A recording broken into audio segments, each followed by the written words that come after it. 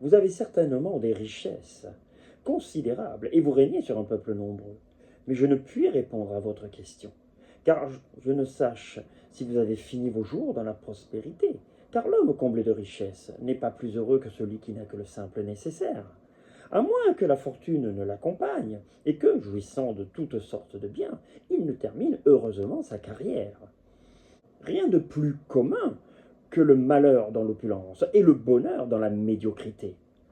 Un homme puissamment riche, mais malheureux, n'a que deux avantages sur celui qui a du bonheur.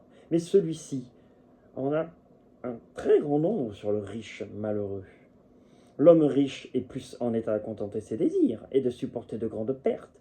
Mais si l'autre ne peut soutenir de grandes pertes, ni satisfaire ses désirs, son bonheur le met à couvert des uns et des autres. Et en cela, il l'emporte sur le riche. D'ailleurs, il a l'usage de tous ses membres.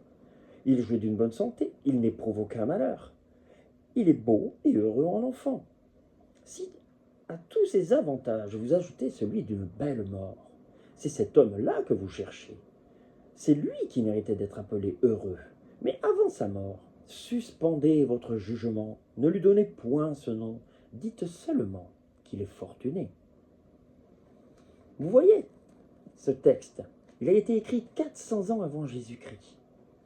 Il est magnifique et il est fait par Hérodote, le premier historien du monde, en tout cas considéré comme le premier historien du monde.